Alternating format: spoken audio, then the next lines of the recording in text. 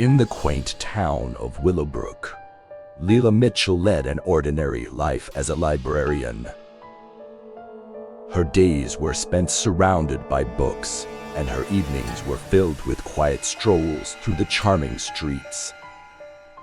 However, her life took a dark turn when she began experiencing vivid dreams, ominous visions that foretold the deaths of those closest to her. The first haunting dream came to Lila in the dead of night.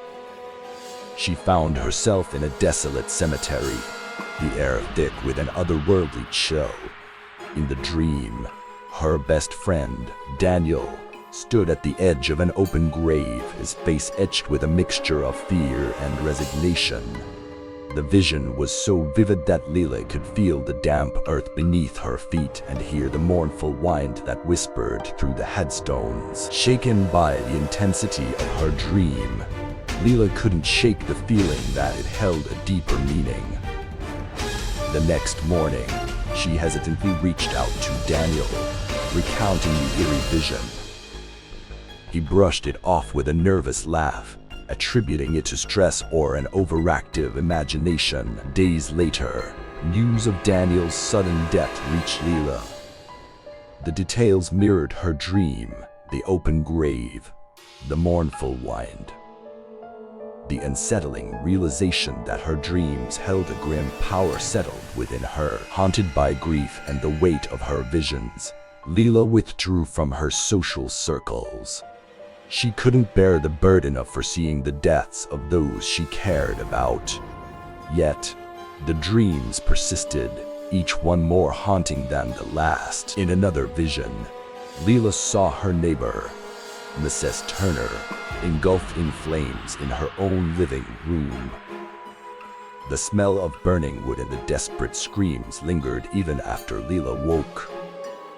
Desperate to avert the tragedy, she rushed to Mrs. Turner's house, pleading with her to be cautious. Mrs. Turner, a kind but skeptical woman, assured Lila that all was well. Yet, as the days passed, an unshakable tension filled the air. Lila couldn't escape the impending sense of doom that clung to her. One fateful evening, Lila's worst fears were realized.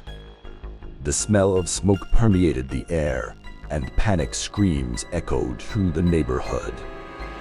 Rushing to Mrs. Turner's house, Lila found it engulfed in flames, mirroring the vision she had desperately tried to prevent. Haunted by guilt and tormented by the knowledge that her dreams dictated the grim fate of those around her, Lila sank into a profound despair.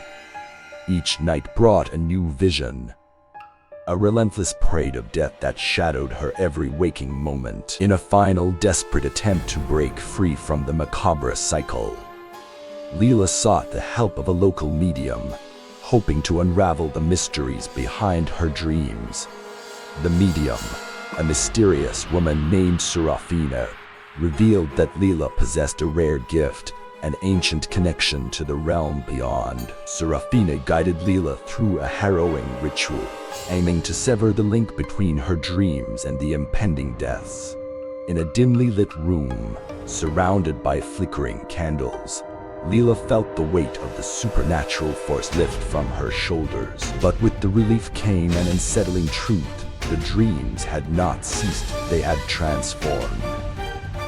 Now, instead of witnessing the deaths of others, Lila found herself trapped in an endless loop of her own demise, each vision more visceral than the last. The town of Willowbrook whispered of Lila's torment. The woman cursed to live out her own death repeatedly. In the quiet corners of the library where she once found solace, Lila now grappled with an inescapable fate, forever haunted by the relentless visions that painted the canvas of her nightmares.